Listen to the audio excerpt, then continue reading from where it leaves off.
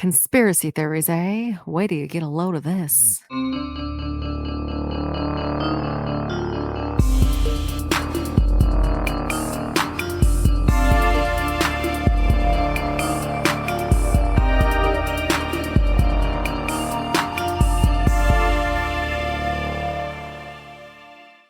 Hello, and welcome to Cracked Sisters Conspiracies. We're a podcast that covers conspiracy theories, mysteries, and all over spooky shit. My name is Jackie. And I'm Cassandra. And we are Set Sisters. You're here! Added to the montage. Yes, you are. I'm grateful that you're here to house sit and dog sit and do all the things. Because you were going to Japan. Japan, here we come. Just a short 12-hour flight with a 10-year-old. I'm not looking forward to that, like, at all. It's thinking about you all day and laughing. And it's not even just the 10-year-old. I also have a moody husband who doesn't do well being confined in small spaces. So fun. What a dream team. I know. It's going to be amazing. Speaking of your moody husband, I want to tell you my dream. Oh, yes. I've gotten over. Okay, so I took some melatonin. Oh. And I had this dream that we were all at your house and we were going out to dinner. You and Evan were like, oh, you take the motorcycle. And I'm like, I don't think that's a good idea. And you're like, no, it's fine. I'm like, I'm not comfortable with this, but okay. So you guys drove behind me in a minivan, a blue minivan, funny enough. And then I was in front on a motorcycle. Mm-hmm. And I made it very fucking well known that I did not want to do this. Okay. And then Evan makes me get onto the freeway. And then so I am just backing up traffic. I'm so scared to merge and get onto the freeway. And then I hear you in my ear, even though you're in the car behind me. And there's also a motorcycle kind of behind me, too. I still don't understand why you couldn't just come in the minivan. That's a great question. Okay. You have plenty of seating. I hear you in my ear go, as soon as this car passes, floor it. And I'm like, okay. So I do, and then I just hear you scream, no! And I'm like, okay, whatever. So we get to the parking lot of the restaurant, and you and Evan are furious. You're like, why would you go? I wasn't talking to you. I was talking to the motorcyclist behind you. I'm like, well, that doesn't make any sense, because how would he go ahead of me? And I'm like, also, it's not my fault. I told you I didn't want to do this. And then Evan is like fuming in the corner, and I'm like, this is fun. So we all walk in. You go up to the host stand, and Evan just starts laying into me. He's screaming at me, like, I can't believe this. You're so irresponsible. And I'm like, I told you I didn't want to drive the fucking motorcycle. And he's like, would not listen to me. And then finally you come over, and I'm like, Evan, you and I don't have this discussion. I will have this discussion with Cassie. So you come over, and you're like, don't even talk to me right now. And I'm like, okay. I thought you were going to yell at Evan. No, you just yelled at me. And then you're like, we're waiting. And then the host is staring at us. Sure. And he's not letting us in. And you're like, we have a reservation. And he's like, I don't want you people in this restaurant. And I'm like, fuck this. I'm an adult. I'm going home. So I'm going to get an Uber. But I'm like, my wallet's in the car. So I'm like, hey, Evan, can I borrow the keys? Your wallet's in the car, but you rode the motorcycle. Really, I didn't have pockets. I'm like, Evan, can I have your keys? He's like, why do you need the keys? I'm like, my wallet. And he has a purse. And just like pulls out my wallet. And then I leave, and then I woke up. What the fuck? So I woke up and I was very angry at the two of you for yelling at me for something that was not my fault. Okay, the context makes sense, because all I got was like this very cryptic text. And then Evan's like, what do you mean she's mad at us? I'm like, no, not for real. Mad at you. Yes. Happens to everyone. All right, so Anyway. my dream. Wow. While I'm here, you mentioned Yes. that Evan is going to be getting a tattoo in Japan. Yes. I'm getting a tattoo on Friday. You I'm are. getting a matching tattoo with Danny. Aww. I'm very excited about that. Is it going to be pickle themed? It's going to be a disheveled raccoon in a police uniform holding a pickle. Okay, there you go. That'll be cute. And Are you going to First Amendment to get it done? no, we are going to whatever place is on Oh, husband and wife, but they have now divorced. that's who. Yes, he no longer is there. It's his wife's shop. Or Okay. vice versa. I don't remember. Yeah. So he did Evan's back, and he did this in his I knew he had done something on you. I didn't. in his kitchen when he was high as a fucking kite. Yeah, he was big into the drugs back in the day. But okay, very fun. All right. Well, what is your topic today? My topic is the Titanic. Like the Titanic as the whole, the event of the sinking? No. Okay. We'll get into it later. Okay. So the Titanic. The Titanic is all you need. Got it. Okay. There was a British shipping company called the White Star Line. which Sounds was- racist. It kind of does. Which was in Liverpool, England in 1845. All right. Upon its inception, the main goal was the UK and Australian trade. Mm. And in October of 1867, the White Star Line went bankrupt due to a combination of one ship that sunk and killed 360 people. They lost some contracts. They preferred outdated sailing ships over the new and better steamships. Oh, okay. And then they kept just buying ships that they didn't have money for. Sounds like a great business plan.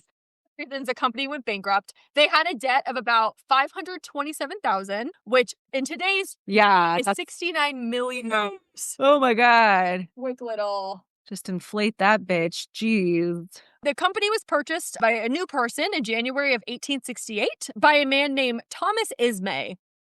Business was going pretty well. Okay. One of his ships unfortunately sank in 1873, and it killed 535 people. Not the Titanic. Not the Titanic. This is pre-Titanic. Because I'm like, that name sounded familiar, I think, from the movie. Don't remember the movie. Oh, God. I've seen it once. I watched it in Ohio, and I said, okay, I'll finally fucking watch this. And it was terrible, and it's so long. It's not for everybody. And it's stupid, and I did not like it. Had it on a dual VHS. That's because it was so long, you had to stop tape 1 and switch to tape 2. Nothing like a set in the mood that way. Yes. After the ship was sunk, the White Star Line was found liable, and it tanked their credibility, unfortunately. Doesn't sound like they had much to begin with, given there's... It's their second. Yeah. Sinking, and it gets worse. Oh, okay. So the company continued on. They made a shit ton of progress, had lots of growth, added lots of ships, a whole bunch of bullshit. Okay. Skip ahead many owners. Oh, okay. So now we're going to focus in 1902. Oh, so we jumped in time. We jumped in time from 73 to 1902. The White Star Line was bought by the International Mercantile Marine Company, or IMM. Oh. And that was owned by the American banker J.P. Morgan. Oh, okay. He hoped to obtain a monopoly on the North Atlantic route by buying several shipping companies and entering into agreements with the remaining ones. Oh, I see. Okay. In order to close the deal, J.P. Morgan offered the shareholders of all of the companies 10 times their value of profits that were generated in 1900, because that was like one of their most profitable years. Okay. This was 1902, so it's only 2 years later. He convinced a dude named J. Bruce Ismay to basically run the company with him. Mm-hmm. In 1907, White Star Line was losing the rivalry with Cunard Line because they just released their sister ships, and they were the fastest passenger ships that Oh, in okay. the market at the time. So Ismay, the dude that's working with JP Morgan, Yeah. he didn't want to compete speed-wise. He's like, yeah, I know this company has like the fastest twin things, but I'm a man, so we're going to go for size. Of course. The White Star Line built the Olympic-class ocean liners, which consisted of the RMS Titanic, Mm-hmm. the RMS Olympic, Mm-hmm. and then the HMHS Britannic. Okay. Titanic was 882 feet and 9 inches long and had a maximum breadth of 92.5 feet, and the total height was 104 feet tall. So it's a big-ass fucking ship. So tall. Yeah. All 3 of the Olympic-class ships had 10 decks, 8 of which were for passenger use. Okay. Titanic propulsion was supplied by 3 main engines. So they had 2 reciprocating 4-cylinder triple expansion steam engines. Say Steam that engines. 3 times I can't fast. say it once. And 1 centrally placed low-pressure Parsons turbine, which drove the propeller. Isn't it weird when you just say words and you don't know what any of it? What, like, 2 of those 10 words are? This is for people who are like, yeah, I get that. Very niche audience there. And then all of these things that I just said are fueled by burning over 600 tons of coal per day. Right. Yeah. Okay. So the Titanic took her maiden voyage, which I do not like that term. It reminds me of like losing your virginity. Yeah, 100%. I don't like that. Taking your maidenhood. Yeah. It took its first trip on April 11th, 1912 at 12 p.m. The trip was intended to be the first of many transatlantic crossings between Southampton and New York. Okay. White Star Line's initial plans was for the Olympic and Titanic to basically run in tandem, and they wanted ships always either going to or coming from. Oh, so like they each started in a different port and They they... switched every week. Okay. Yeah, so that was their intention. So the day of the launch, on April 10th, the Titanic had 885 crew members. A lot of people. And approximately 1,317 passengers. Oh, okay. About 324 were in first class, Mm-hmm. 284 was in second class, and 709 were in third class. And there was about 107 kids on board. Oh, okay. The Titanic was considerably under capacity. It had the capability of holding 2,453 passengers. Oh. It only had like 1,500. Got it. There were a shit ton of important, rich people. That was the first class. The page listed like 400 names or whatever. Sure. But the three people that we're going to focus on, or that we're going to circle back to later, are John Jacob Astor IV, Benjamin Guggenheim. Oh, okay. Do you know that person? I just know the name Guggenheim. And Isidore Straus. Okay. So JP Morgan was scheduled to be on this maiden voyage, but canceled last second. On purpose? Hold on. Okay. What did he know? So on April 11th, the Titanic made a quick stop at Cork Harbour on the south coast of Ireland and took off again in the afternoon. Then after leaving Queenstown, it followed the Irish coast and went over this like really tricky turn. It's called like the corner in the ocean. It had gone through some pretty hard terrain or whatever, and it was doing good. Okay. That was until on April 14th at 11:40 p.m., the ship's time. I don't know what normal time that would be. A lookout named Frederick Fleet spotted an iceberg. Oh. Alerted the Titanic and everyone in the bridge. Okay. First Officer William Murdoch ordered the ship to be steered around the iceberg and all the engines to be reversed so they could either get around it or like back up really quickly. Oh, okay. Unfortunately, he was far too late. Oh. And the Titanic crashed right into the iceberg. Aw. Creating a series of holes below the waterline. So underneath. Which is problematic. The hull of the ship was not punctured, but it was dented in a way that the steel plates of the hull buckled and separated. Oh, shit. Which then allowed water to additionally pour into the bottom of the ship. It soon became clear that the Titanic was going to sink. The ship could not remain afloat with all of its four components flooded. So it started to sink bow first. The front of it. I say, do I know which end is bow? No, I don't. No.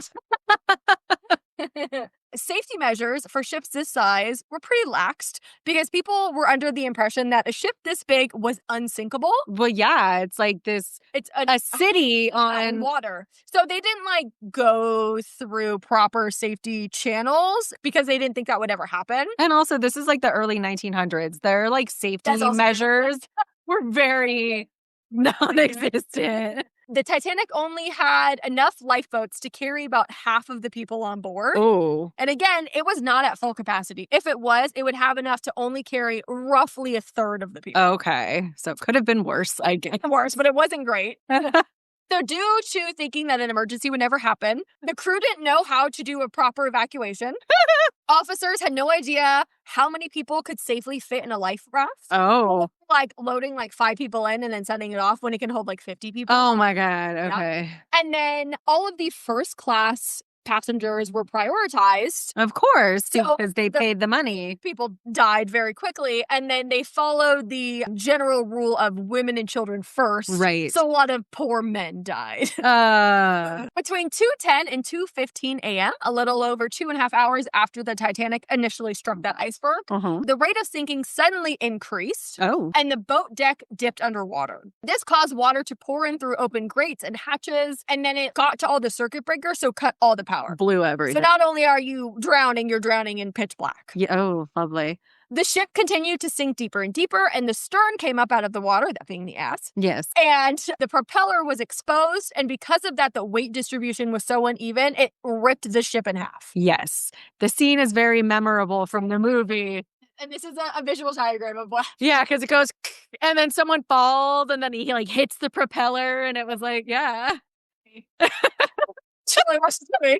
So with the bow underwater and air trapped in the stern was able to remain afloat just a couple minutes longer. But that's when it then rose to nearly vertical, which I do remember the scene of like people holding on and then like one by one, they're just like down into the water. So that actually happened. The water temperature that night was about 28 degrees Fahrenheit. And everyone was freezing. Of course. Instead of all of those people that were on the ship and are now in water, only 5 people were put into lifeboats. Really? Even though the lifeboats in total had a capacity to hold 500 people, people were so scared, I think, that like if we put too many people in, we're going to drown or whatever. Or capsize. Yeah. So they just like, yeah, we're just going to chill in here with all of the room while all of you freeze to death. And also that just really highlights the income disparities. Yes. So because it's rich or poor, don't get in my boat. Right. Ew. Yeah. Exactly. During the sinking, distress signals were going off because it took like 2 hours for it to sink totally. So they had some time. They sent wireless signals, rockets, flares, but none of the ships that were around were close enough. So they're like, we can respond, but we won't get there till 6 a.m. And this is Oh, God. There was a ship that was close enough. It was the SS Californian. Oh. And they saw the flares, but they didn't do anything. Oh. So apparently what happened is the wireless operator was off duty and asleep. So he missed the distress rockets. And the crew that did see the flares and everything, they're like, oh, I think they're like, it's a private company signal, and they didn't realize that it was an actual emergency. Oh my God. And then the ship was like stopped for the night due to ice, so that's why everyone was asleep. It's not like someone fell asleep on the job. They're like, oh, okay, going anywhere, so it's okay to go take a nap. Got it. So again, it's just improper training, and again, people not thinking emergencies are gonna happen. Yeah. So technically, people could have been rescued, but they like didn't do anything. Oh. The Titanic took 2 hours and 40 minutes in total to sink, and it's unknown exactly, but it's estimated about 1,500 people died, and between 705 and 708 people survived. Wow. Terrible odds. Yeah. So as I mentioned in the end of the last episode, this specific episode is not disputing the fact that a ship everyone believes is the Titanic sank and killed a whole bunch of people. Okay. Basically, what the conspiracy theory is what kind of ship was it, and what was the motive, if there was one, for it to sink? Yes, exactly. Oh. So basically, I'm going to go over the theories. We'll talk about them. You tell me what you think, and at the end, I will debunk them if they are able to be debunked. So conspiracy number 1 is the federal plan. The federal plan. The federal plan. I named that one myself. So as I mentioned, at the time of the sinking, the Olympic-class ships and White Star Line was owned by J.P. Morgan. Right, yeah. Okay, so he created the first billion-dollar corporation in 1901 by merging the company he created, the Federal Steel Company, with 2 equally giant companies. In 1902, he brought together some of the leading agricultural equipment manufacturers and formed the International Harvester Company. So he is a fan of monopolies all around. 100%. And then he was one of about 6 men who helped pave the way for the global central banking, specifically acting as de facto central bank during a financial panic in 1907. And he was able to orchestrate a private bailout for U.S. financial systems, which exposed their needs for it in the first place and directly led to the creation of the Federal Reserve. Okay. Now to those 3 people that were on the ship. It's John Jacob Jingleheimer Schmidt, right? Benjamin Guggenheim, and Isidor Straus. Got it. First conspiracy theory is that J.P. Morgan intentionally invited these 3 men onto the ship because they were all strong position competitors, and they did not want the Federal Reserve to happen. Oh. So, them being biggest competitors, them being millionaires, they're like, you can stand to cause some issue, so I'm just going to go ahead and get rid of you. Okay. The goal was for the Titanic to crash, but it was going to be strategically timed in some way that only those 3 people died because they were like, we know that the SS Californian is going to be right there. Yeah, maybe a couple other people are going to die, but those 3 people somehow in his master plan are going to die for sure, and then everyone else will hopefully be rescued. Sounds like there were some weaknesses in that plan. Exactly. Conspiracy theory number 2 is the old switcheroo. Okay. As I discussed earlier, this Olympic class has 3 ships, the Titanic, the Olympic, and the Britannic. The Olympic was the first of the 3 ships that was released. And during her 5th trip, a Royal Navy cruiser titled the HMS Hawk collided with the Olympic. Oh. The 2 ships had been running parallel to one another, and then they both just kind of turned into each other and crashed. Oh. So the Olympic had turned starboard, and the wide radius of her turn took the commander Hawk, a dude named William Blunt, by surprise, and he was unable to avoid the collision because he wasn't paying attention or something. How do you miss that? But, you know. The collision resulted in the tearing 2 large holes in the Olympic's hull, above and below the waterline. Oh. So it did start to flood, but thankfully it was able to get to safety, no problem. So even though they had a seemingly worse experience because they had holes above and below, they've still fared better than the Titanic? Yes. Okay. The Royal Navy took White Star Liner to court because they're like, this is your fucking fault. They're like, the Olympic is so big, because these were the biggest ships at the time, that it caused a suction of the water because your just aura is so fucking big. It pulled me into you, and it had no choice but to crash into you. Oh. The courts are like, bet, we agree with you. So White Star Line was actually found at fault. Oh, shit. Okay. So now White Star Line not only has to pay the legal bills for the case that they just lost, but they also have to pay for the repairs for the Olympic Oh. lock up and running. Some serious work was put into fixing the Olympic, and she was back in the water only 6 weeks later. So they like fucking went into overdrive. That seems rushed. I would be concerned. I mean, to tell 3 months later when it lost a propeller. Oh my God. And then led to more damage, had to be fixed again. All of these work delays, repair costs, all that kind of stuff added up, and White Star Line was starting to feel the financial burden of their bad decisions. So that's why JP Morgan, allegedly, came up with another perfect plan. Oh, okay. So this one gets a little weird. So since the cost of everything, the legal bills, fixing the Olympic, all of that was larger than what insurance covered, they devised a specific plan. They were going to put the Olympic and the Titanic next to one another because they look very similar. Mm-hmm. And the Titanic still needed a little bit of repairs because it hadn't done its first trip yet. They were, like, polishing it up. Olympic needed a little bit more work. So they're like, what we're going to do is we are going to say we are fixing the Olympic, but really we are going to really quickly redesign the outside. We're going to repaint it. We're going to put some different modifications on it. And the Olympic is now going to become the Titanic. And the Titanic is going to be hidden away. So we're following so far. Yes. Okay. So their intention was like, what we're going to do is we're going to send the Titanic out, which is really the Olympic, dressed up, and we're going to sink it on purpose. Its first thing is going to sink because a brand new ship sinking and being like lost or whatever and unrecoverable, the insurance payout we're going to get is enough for us to completely revamp the Olympic. Yeah, the Olympic / the Olympic. Yes. Okay. I did this when I was doing my notes too, because the Olympic is hidden away. So they're going to revamp it. That's going to be the new Olympic or whatever. And then they'll be able to continue doing what they were doing. There was also a book published in 1998 by a dude named Robin Gardner titled Titanic, the Ship That Never Sank. And basically, he went into great detail. He was like one of the perpetuators of this conspiracy theory, and it's still quoted to this day. He went into great detail about JP Morgan's alleged plan to kill the 3 men, that's also in on it, that he was going to purposefully sink the Olympic, get the insurance money, do the payout, all that kind of stuff. Good old-fashioned insurance fraud. So what do you think of that? Do you think that's plausible? Considering that JP Morgan is the face of so many companies and everyone who runs a company essentially is a terrible person and they're all just driven by greed and money, I could totally see that happening. The third conspiracy theory, I don't think you're going to agree with, but that is just overall bad luck. Okay. There's 2 kind of sub-theories within this theory. One is that the Titanic sank because it was cursed due to a mummy.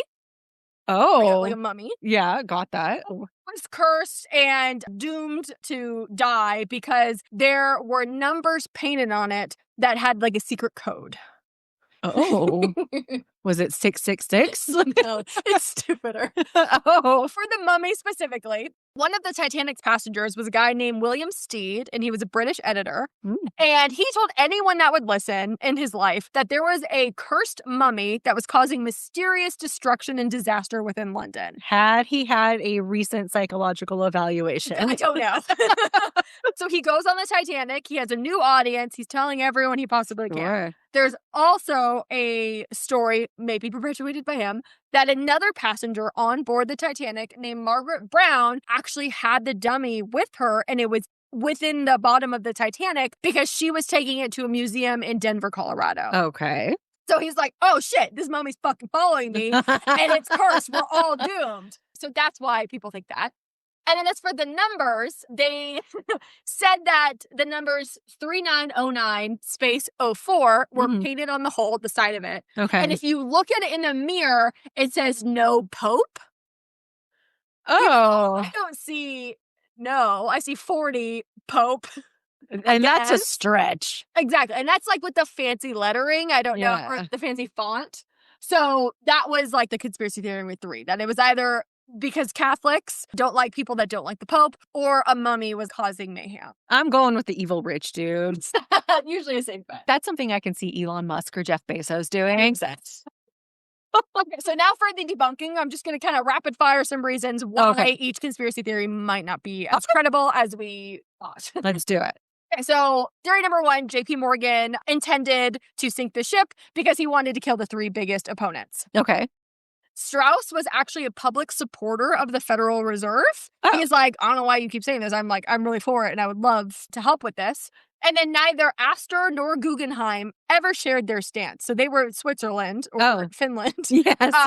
So they're like, oh, technically, you don't know if they're opposed or not. Like, they don't really know how this got perpetuated. Okay. But let's say they were all opposed, right? Sure. If J.P. Morgan wanted to kill all three of these people, was he planning on an iceberg? There is no... Yeah, what was I don't the know plan? what the plan was.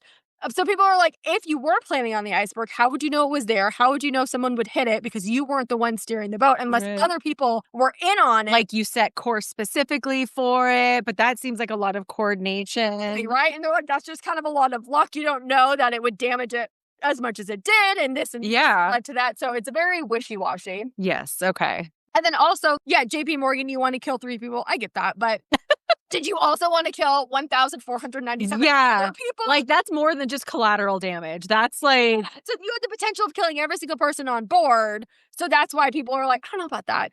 Yeah. And then allegedly, J.P. Morgan didn't go on the Titanic because he was in France getting over being sick. Mm-hmm. And then also the French were allegedly considering passing this law that would have prevented Americans from exporting art treasures out of the country. And he was one of the biggest art collectors of his time. Gotcha. He was like, oh, I have pieces that are in France. Like, I want to make sure I get them out of the country in case this law passed. So that was his 2 reasons why he didn't go on the Titanic, even though I think it's super fucking suspicious. It is way sus. Yeah. It's ship's first ever trip, and you're just suddenly going to cancel last second because you're going to sit this one out.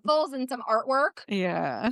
Theory number 2, that it was the Olympic that sank, not the Titanic. The Olympic, as I mentioned, had been on its 5th trip when it crashed into the Hawk. The ship, the Hawk, not an actual hawk. And so, therefore, the Olympic was much more profitable because it had proven its worth. It had done these trips and it was capable of doing it. So, technically, White Star Line would stand to lose money by sinking an unknown ship, the Titanic, that had never done any work for anyone. And it's also just a really bad business practice to, like, sink one of your perfectly fine ships. Yeah. And then also kill 150 people. Yes. So the 2 ships did look similar, but there were many structural differences. This is a picture that's been going around. So it shows the Olympic and the Titanic. And then it shows that basically the windows line up with the Olympic. Oh, okay. This is a doctored photo. They actually have the ships switched. Oh. So it's actually showing the Titanic, but based on the first picture, it makes you think it's showing the Olympic. Gotcha. And it's really hard to find undoctored photos on Google of just these ships. Oh, I'm sure. Because this conspiracy theory has, like, taken over, basically. The Titanic and the Britannic both had an enclosed upper deck, and the Olympic's deck was completely open. Oh, so that's like a big difference. Titanic had an extra expansion joint on the hull. Bridge was slightly curved and had different window arrangements. And then funnels looked similar. Funnels were the 4, like, tubes at the top. Oh, basically. yeah. But ventilation ducts, foundations beneath them differed. So anyone that was even remotely familiar with either ship, they look similar because they are big white ships with the 4 tunnels on them. But basically, if you looked at it really with any type of accuracy, you would understand that they are completely different ships. Gotcha. So this is kind of what the window spacing looks like. Oh, okay. So the Titanic's a little bit more erratic in the bottom, whereas the Olympic it's like very, like teeth almost. That's weird. And this is like, again, I'm like, I don't know how, it's black and white, so it looks like it's legit, but I have no idea. Okay. Continuing, the name Titanic was engraved on many of the metal pieces. So this is a piece from the wreckage. You have the TITAN. It spells out the Titanic. So people that found the wreckage, they're like, oh, this literally says the fucking Titanic. If it was the Olympic, it would say the Olympic. Gotcha. The Titanic's yard number was 401, so that's just like where it was kept in, like, its shipping. Oh, when it was ported or whatever. And the Olympic was 400 because it came first. Oh. So when people, again, dove down, they were able to find 401 stamped all over the shit because you can't really, like, quickly change all of that. That would be, like, a really time-consuming cover-up, I feel. And then as for the mummy and the numbers... We're almost done. We got like 2 bullet points. So the Titanic, again, it had 401 stamped on it, or in some places it had its trade number, which was 131-428. Neither of which were no Pope. Gotcha. And they're like, that's stupid. And then the cursed mummy, the mummy was never actually on board. It was just this dude that liked to fucking tell stories. So, do I think any of these particularly happened? No, I was rooting for the Olympic because I'd heard it so much and I'm like, that's cool. I think that's plausible. And then once you dig into it at all, it just completely crumbles like the Titanic. Just gonna say at the bottom of the ocean. Oh, that's interesting. I did not know any of that history behind it. The true story that I'm aware of is between Jack and Rose, which isn't even real. Oh, I guess James Cameron, he was the director, right? Yes. I just saw a video where after the fact, he did a simulation with people to see if both of them could have fit on the door. Oh, yeah. Of course. Yes, that was like a hot button issue for a long time afterwards, and it's very disappointing. But that was interesting. I would not be surprised if there was some corporate shenanigans. I'm sure there was some sort of illegal happenings going on, but I feel like that would be too big of an orchestration to pull off. Exactly. And there's too many variables that you'd have to control. Yes. But interesting. Okay. Any idea what you're gonna cover next time? No, but I have 20 hours of airtime in my future. I will get something done. Okay. Maybe I will come back with a Japan-inspired topic. Yeah. But in the meantime, always looking for suggestions on topics because I'm forever in need of them. But you can reach out to us on our various social media platforms. Send us a good old-fashioned email, crackssistersconspiracies@gmail.com. But yeah, with that, I'm going to say stay cracked, y'all. And have a great day.